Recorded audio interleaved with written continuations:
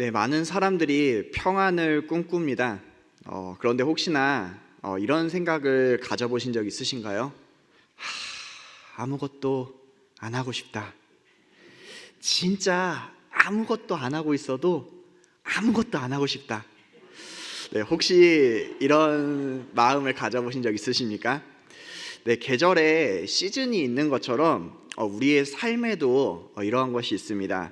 활기찬 봄, 뜨거웠던 여름이 있는 반면 감성적인 가을과 또 외롭고 쓸쓸한 겨울이 우리의 삶 가운데도 있습니다. 삶이 힘들고 지치고 또 몸이 건조하고 무기력해서 힘이 안 날 때 그것을 사회적으로는 번아웃이라고 부릅니다. 번아웃, 이것을 이렇게 이야기를 하는데요, 어떠한 활동이 끝난 후 심리적, 생리적으로 완전히 지친 상태를 말합니다. 그래서 번아웃에 빠진 사람들에게 가장 중요한 게 뭐냐면 정말 빠르게 이것을 확인하고 그 사람에게 쉼을 부여하는 것입니다. 그리고 그냥 쉼만 부여하는 것이 아니라 그 사람에게 삶의 의미를 부여해야지만 이 번아웃에서 빠져나온다라고 이야기를 하죠. 그런데 문제는 신앙에도 번아웃이 있다는 겁니다. 우리가 신앙생활을 하는 동안 이러한 번아웃이 찾아올 수 있는데, 여러분들은 혹시 이러한 신앙의 번아웃이 찾아오신 적이 있으십니까? 분명히 사역은 옳습니다. 사역은 옳고 내가 하는 이 모든 것이 옳은데 나는 사역을 하면 할수록 은혜를 받지 못하고 채워지지 못하고, 사역을 하면 할수록 오히려 힘이 들고 지치고 힘이 안 나는 경우, 이러한 신앙적인 번아웃이 찾아올 때 우리는 어떻게 합니까? 사회적으로는 이러한 번아웃이 찾아올 때 사람들은 쉬라고 이야기합니다. 그래서 신앙의 번아웃이 찾아오면 대부분의 사람들은 이렇게 생각합니다. 내가 사역을 진짜 많이 했네. 좀 몇 가지 정리하고 조금 쉬자 라고 이야기하면서 사역을 정리하기 시작을 합니다. 그리고 정리하고 회복을 누리기 위해 쉼을 얻기도 하고 여행을 가기도 하고 백화점에 가기도 하고 어떠한 즐거운 것을 하며 친구를 만나며 쉼을 얻고자 합니다. 그렇게 많이 정리도 하고 충분히도 쉬었는데, 이렇게 쉬면서 내가 이제 신앙적으로 다시 살겠다, 신앙적으로 충분히 회복되었다, 하나님을 향한 사랑이 더 충만해졌고 신앙이 회복되었다 라고 느껴보신 적이 있으십니까? 참 독특하게 일반적인 번아웃에서는 사람들이 충분히 쉬고 충분한 의미 부여를 하면 회복이 되는데, 우리가 생각할 때 신앙의 번아웃이 찾아왔을 때 우리가 쉬고 의미 부여를 해도 우리의 신앙은 회복되지 않습니다. 그래서 사람들이 이야기합니다. 내가 옛날에는 이러한 사역을 했어, 내가 옛날에는 날라다녔어 라고 하며 사람들은 그저 옛날의 신앙을 추억할 뿐이죠. 오히려 신앙을 추억하면 추억할수록 우리는 우리의 신앙이 그때보다 더 멀어졌다라고 느끼게 된다는 것입니다. 왜 그렇습니까? 이것은 신앙의 번아웃이 회복되지 않았기 때문이죠. 그렇다면 오늘 성경은 이러한 신앙의 번아웃 상태에 있는 성도들에게 어떻게 하면 번아웃에서 벗어나 다시금 불타오를 수 있는지에 대해서 우리에게 성경은 제시하고 있다는 겁니다. 여러분, 오늘 우리가 보는 성경은 무엇이냐면 성경의 주인공은 바로 삼손입니다. 여러분은 삼손에 대해서 어떠한 이미지를 가지고 계신가요? 한번 곰곰이 생각해 보십시오. 어린 주일학교 시절 때부터 내 이미지 안에 있었던 삼손은 어떤 이미지이십니까? 대부분의 사람들이 생각하는 삼손의 이미지는 이럴 겁니다. 여색을 굉장히 밝히고 힘이 센 바보 정도, 이렇게 생각하는 게 삼손에 대한 이미지일 겁니다. 여러분, 참 놀랍지 않습니까? 삼손과 대등한급으로 놓이는 신화에 등장하는 헤라클레스 같은 사람들은 사람들의 인식 가운데 영웅이라고 하는 인식이 있습니다. 그런데 반면 실존하는 사람이자 또 성경에 등장했던 사사인 삼손에 대한 인식은 아니, 신앙을 가진 우리조차도 이 삼손에 대한 인식은 영웅이 아닌 여색을 밝히고 힘이 센 정도의 바보라는 이미지를 우리 스스로가 갖고 있다는 것이죠. 그런데 성경은 과연 삼손을 그렇게 이야기하고 있을까요? 성경은 삼손에 대해서 우리의 생각과 정반대의 사람으로 우리에게 소개를 해주고 있다는 겁니다. 여러분, 사사기를 잘 살펴보게 되면 참 재미있는 것을 알 수가 있습니다. 사사기를 살펴보면 이 사사들이 등장을 하는데, 이 사사들 전부가 사실 사사로서 세움받기에 뭔가 부족한 사람이라는 것을 우리는 사사기를 읽어가면서 알 수 있습니다. 여러분, 첫 번째 사사였던 온니엘은 노인이었습니다.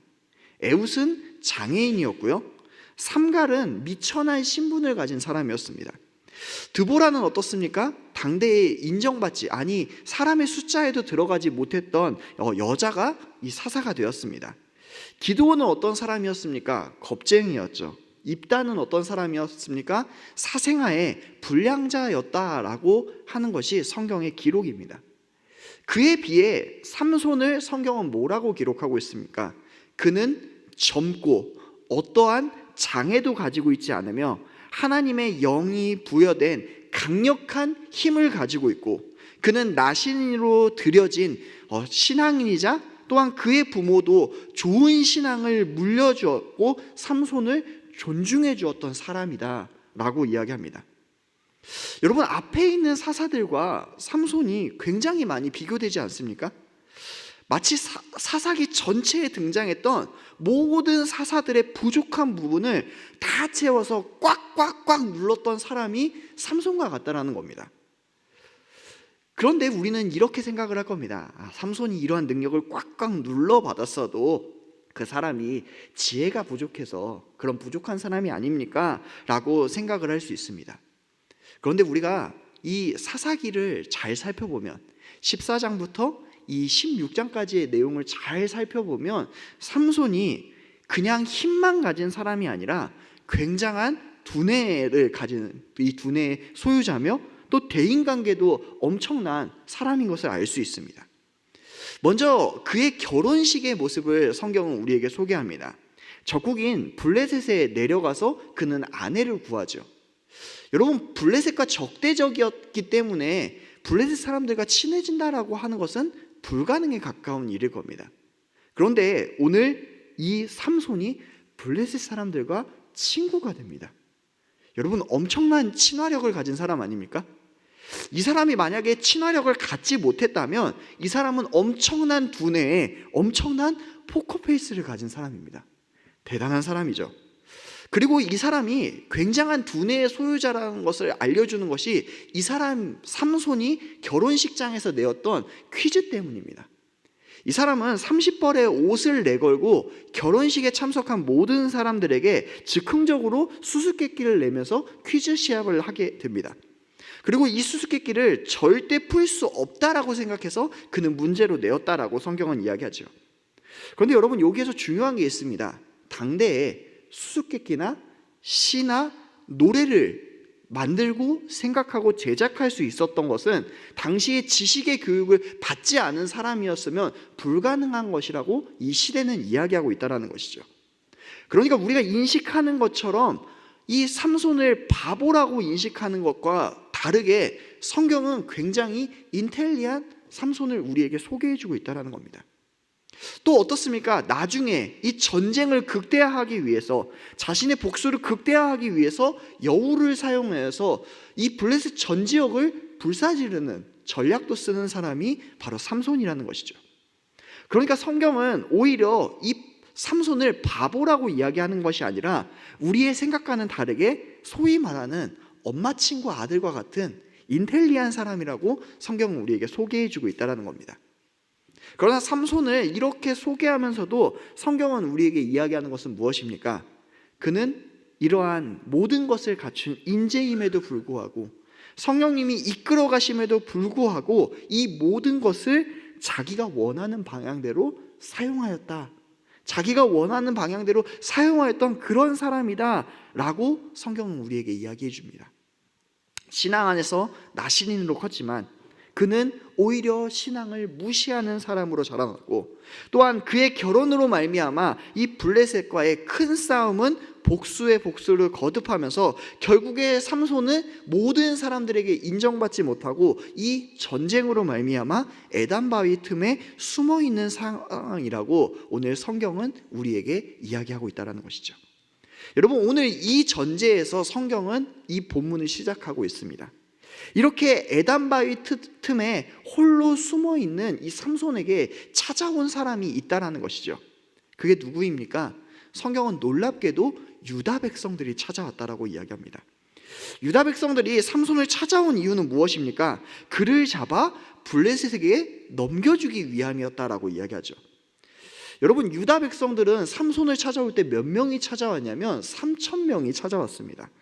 3,000명이 찾아와서 하는 말은 이거입니다. 야, 블레셋이 우리를 지금 다스리고 있는 것을 너가 모르고 있느냐? 너로 말미암아 블레셋이 지금 유다를 침공했고 너를 결박해서 넘겨주기를 원하기 때문에 우리가 너를 잡으러 왔다라고 이야기한다는 것이죠. 여러분, 이 말이 얼마나 성경은 마음 아픈 이야기인지 우리에게 소개해주고 있습니다. 여러분, 유다 지파가 어떤 지파입니까? 여호수아서에서 그 멋진 갈렙의 고백이 나오면서 이 산지를 내게 주옵소서라고 이야기했던 지파가 유다 지파였다는 거죠. 그리고 이 고백으로 말미암아 같이 전쟁에 참가하였던 사람이 누구입니까? 바로 온니엘이었습니다. 1대 사사였던 온니엘이 등장했던 이 유다 지파, 그 유다 지파가 지금 이렇게까지 추락했다라는 것을 성경은 우리에게 소개해주고 있다는 것이죠. 삼손을 잡으러 온 사람이 몇 명입니까? 3,000명입니다. 여러분, 이 3,000명이 만약에 삼손을 잡으러 온 것이 아니라 삼손과 연합해서 블레셋을 물질렀다면 오히려 성경은 더 큰 전쟁이고 더 큰 은혜가 내렸다라고 이야기를 할 것입니다. 그런데 그 3,000명은 무엇을 하고 있습니까? 지금 동족인 이 삼손을 붙잡아 블레셋 사람들에게 넘기려고 하는 모습을 보여준다는 것이죠. 그러니까 지금 이 배경이 얼마나 이스라엘이 무너졌는지, 얼마나 유다 지파가 무너졌는지 이것을 우리에게 소개해주고 있다는 겁니다. 사실 삼손은 이들을 쉽게 물리치고 나갈 수 있을 겁니다. 주먹 한 방만 내지르면 이 3,000명이 되는 사람들은 겁이 나서 도망가고 말 것입니다. 그런데도 삼손은 이 앞잡이처럼 변해버린 유다 지파와 대적하지 않습니다.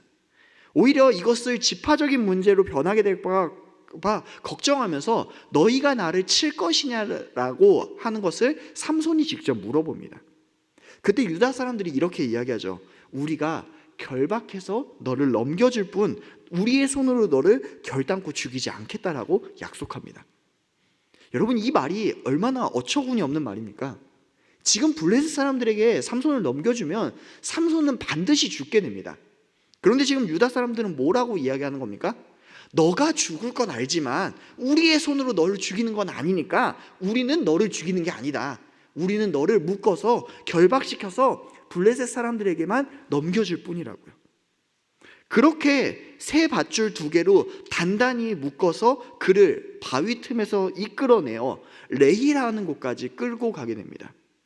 여러분, 성경에서 말하는 이 레히라고 하는 지명은 짐승의 뼈를 버리는 것입니다. 그러니까 뼈들이 많겠죠. 여러분, 블레셋 사람들이 일부러 레히까지 공격을 해서 이 삼손을 레히로 데리고 오라고 이야기한 겁니다. 여러분, 왜 블레셋 사람들은 삼손을 레히까지 데리고 오라고 이야기했을까요? 그를 사람으로 인정해서 죽이지 않겠다라는 겁니다. 짐승들처럼 이곳에서 죽이고 말겠다라고 하는 그들의 결심이 이 지명 가운데 남아있다라는 것이죠. 그런데 이 동족이 동족을 버리고 동물들이 있는 이곳에서 비참하게 죽이겠다라고 하는 그때에 그들이 환호하며 너는 이제 죽었다라고 이야기할 그때에 하나님의 영이 삼손에게 임하게 됩니다. 삼손에게 하나님의 영이 임하게 되자 성경은 뭐라고 이야기합니까? 새 밧줄이 마치 불에 탄 삼배와 같이 툭 끊어졌다라고 이야기를 하죠. 그런데 여러분, 여기에서도 한 가지 문제가 있습니다. 삼손에게는 강력한 힘과 완력이 있지만 적들의 숫자가 너무 많다라는 것이죠. 또 그들은 그냥 많은 숫자의 사람들 뿐만이 아니라 아직 이스라엘은 철기 무기가 한 개도 없는데 그들은 이미 철기를 갖춘 사람들이라는 거죠. 철제의 무기와 방어구로 그들은 무장했습니다. 그때에 삼손의 눈에 보인 것이 무엇입니까? 바로 새 나귀 턱뼈가 보였다라는 것이죠. 그리고 성경은 이 나귀 턱뼈를 들고 전투를 시작하였다라고 이야기합니다. 여러분, 어떤 학자들은 이 삼손의 이야기를 보면서 성경이 대표적인 거짓말 이야기가 바로 이 삼손 이야기라고 이야기합니다. 실제로 과학적인 이 과학자들 중에서 이 나귀 턱뼈로 실험을 해본 사람들이 있습니다. 왜 그럴까요? 나귀의 턱뼈가 생각 외로 굉장히 약하기 때문입니다. 그래서 인체의 모형 같은 이 마네킹을 놓고 이 나귀 턱뼈로 사람이 아닌 로봇이 때려보는 실험을 했습니다. 실험을 해보니까 한 20명 정도 사람을 죽이면 이 나귀 턱뼈가 부러지고 만다라는 것이죠. 그래서 이 사람들은 이야기합니다. 성경의 사건이 허위라고. 그러면 여러분, 제가 여러분들한테 이렇게 한번 질문해 보겠습니다. 만약에 이곳에 있었던 턱뼈가 나귀 턱뼈가 아닌 호랑이 턱뼈면 1000명을 죽일 수 있을까요? 아니, 공룡 턱뼈면 1000명을 죽일 수 있을까요? 여러분, 성경이 지금 이 나귀 턱뼈를 이야기하는 이유가 있습니다. 왜냐하면 하나님은 이 나귀 턱뼈보다 더 약한 무기를 사용했다는 것을 이미 사사기 앞에서 이야기하셨습니다. 여러분, 앞서서 블레셋과 전쟁을 했던 한 명의 사사가 더 있었다는 것을 여러분 기억하십니까? 누구였습니까? 세 번째 사사였던 삼갈이었습니다. 그는 비참한 신분을 가졌지만 이 소모는 막대기로 600명의 이 블레셋 사람들을 물리쳤다라고 이야기를 하죠.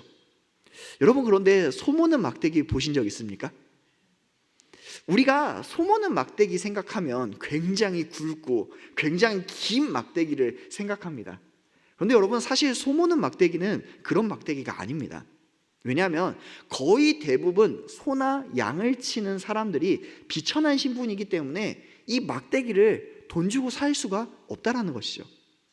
그러면 이 막대기를 거의 대부분 어디에서 구합니까? 길가에 떨어져 있는 막대기를 줍습니다.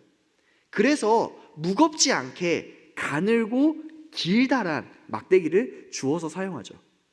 여러분, 가늘고 긴 막대기로 사람을 때려봐야 몇 명이나 무찌를 수 있겠습니까? 지금 그러니까 성경은 우리에게 이야기를 해주고 있는 겁니다. 이런 삼갈이 그런 가늘고 긴 막대기로 600명을 물리친 것처럼 지금 삼손은 나귀의 새 턱뼈로 1000명을 죽였는데, 지금 여기에서 강조점은 이것을 지금 사용해서 전쟁을 이긴 사람은 삼갈이냐 삼손이냐 아니면 하나님이냐 라고 하는 질문을 모든 성도들에게 던져주고 있다는 것이죠. 여러분, 나귀 턱뼈는 금방 망가집니다. 오히려 삼손의 힘이면 자칫 잘못 잡으면 그냥 으스러지고 깨져버리는 게 바로 나귀의 턱뼈라는 것이죠. 그것으로 오늘 성경은 그가 1000명을 무찔렀다라고 이야기하는 겁니다.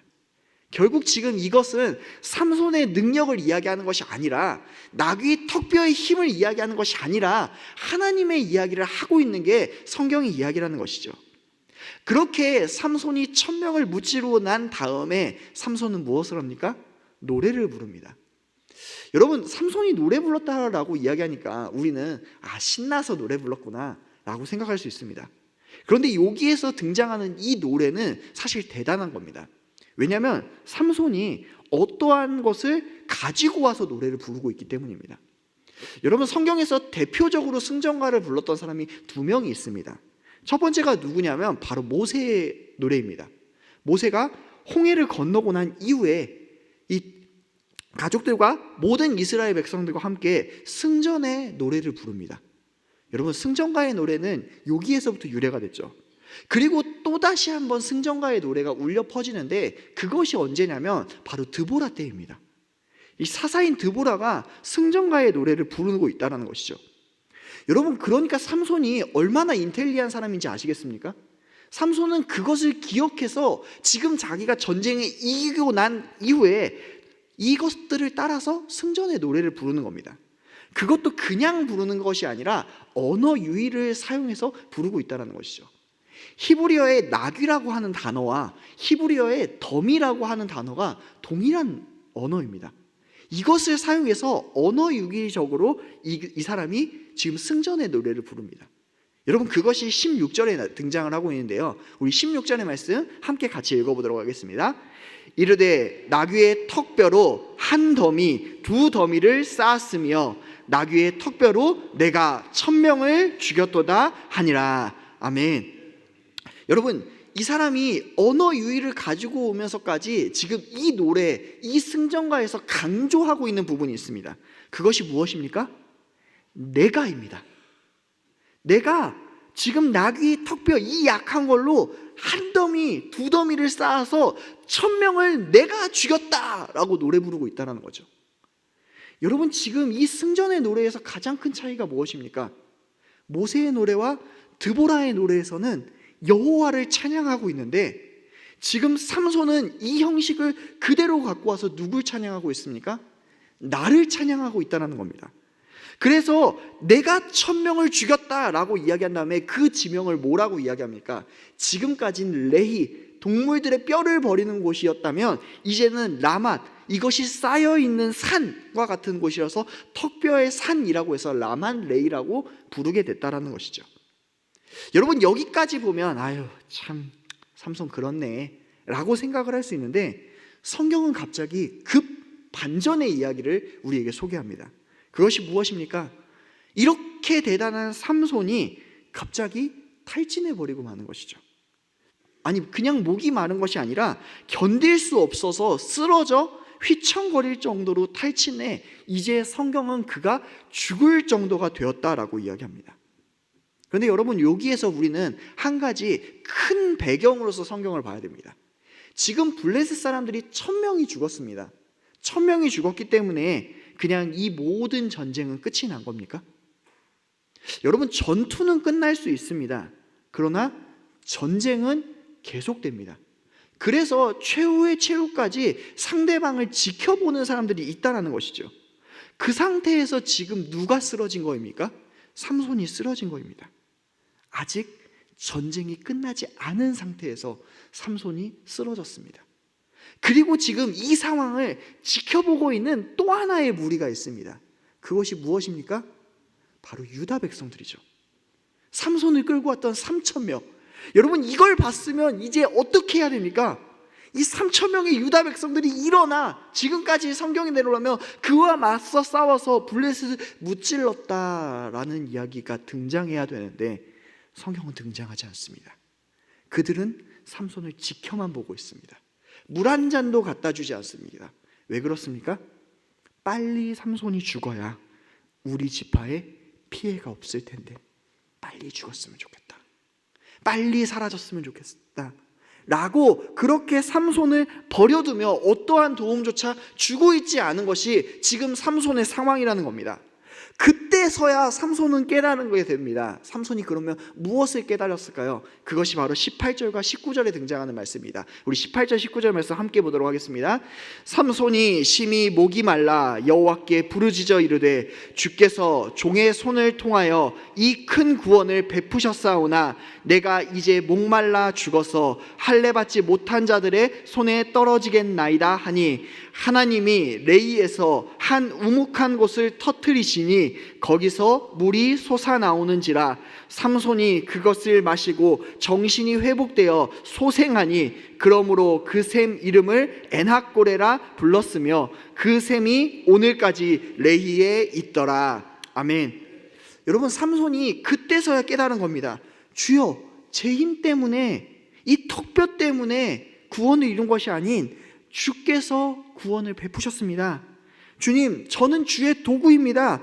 그러니 주님 나를 도와주옵소서. 이 도구가 망가지지 않고 여기에서 주의 사역이 끝나지 않도록 주여 나를 도와주시옵소서 라고 고백할 때 하나님은 이 레히, 이 무덤가에서 생수를 터뜨리셔서 그가 그 생수를 마시게 만들므로 그가 회복되었다라고 이야기합니다. 그래서 이것을 깨달은 삼손이 그 지명을 뭐라고 부릅니까? 엔학고레, 부르짖는 자의 샘물이라고 부르게 된다라는 것이죠. 여러분, 그가 이날의 깨달음으로 말미암아 그는 하나님의 사사로 세워지게 됩니다. 성경은 그가 세워지게 된 날부터 몇 년 동안을 이야기하고 있습니까? 20년 동안을 이야기합니다. 여러분, 이 20년이 중요한 이유가 있습니다. 왜 그렇습니까? 20년 동안 누구와의 전쟁이 없었다라는 겁니까? 블레셋과의 전쟁이 없었다라는 겁니다. 성경은 지금 분명하게 이야기해 주는 거죠. 삼손의 힘 때문에 전쟁이 없는 것이 아니라, 나귀의 턱뼈 때문에 전쟁이 없는 것이 아니라, 여호와 때문에 삼손이 살게 되고 여호와 때문에 이스라엘에 이 평안이 임하게 되었다라고 이야기하는 거죠. 사랑하는 성도 여러분, 사람들이 신앙생활을 하면서 번아웃이 찾아올 때가 있습니다. 그럴 때, 이 번아웃이 찾아올 때 우리는 오늘의 말씀을 기억해야 됩니다. 세상이 볼 때 삼손은 너무나 완벽한 사람입니다.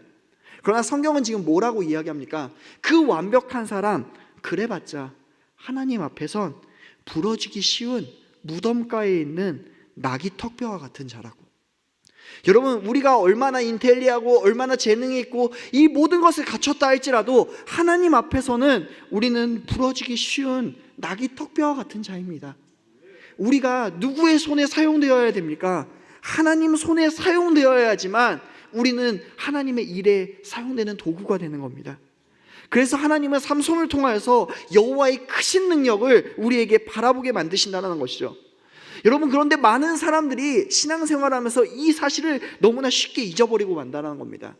그래서 뭐라고 이야기합니까?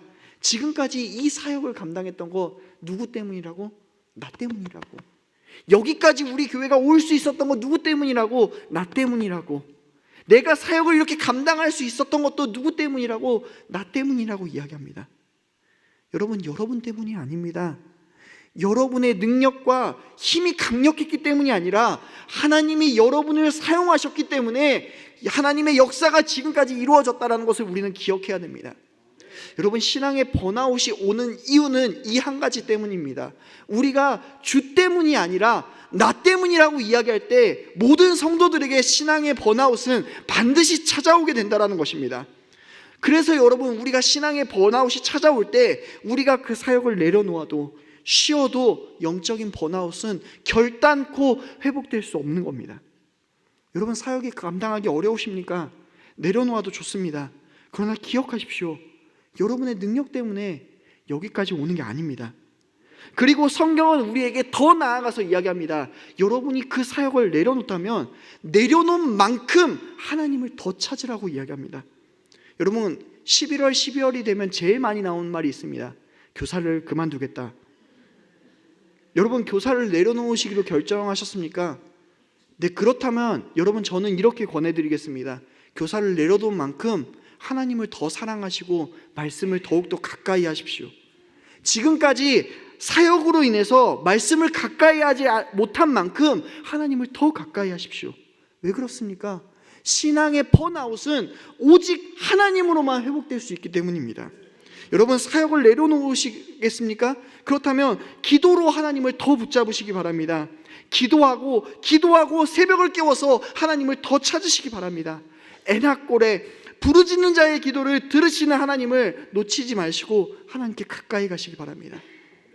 사랑하는 성도 여러분, 성경은 다시금 우리로 하여금 주를 보게 합니다. 신앙의 번아웃이 일어나셨습니까? 여러분, 신앙의 번아웃은 오직 주를 바라보아야지만 해결될 수 있습니다. 왜 그렇습니까? 오늘 삼손처럼 이 생수의 강이신 오직 주님만이, 그분의 생수의 강만이 우리를 살릴 수 있기 때문입니다. 나일 때는 이 번아웃이 될 수밖에 없지만 오직 주일 때는 하나님이 우리를 불일 듯이 일으키셔서 버닝하게 됩니다. 하나님과 함께 버닝되는 저와 여러분 되길 간절히 소망합니다.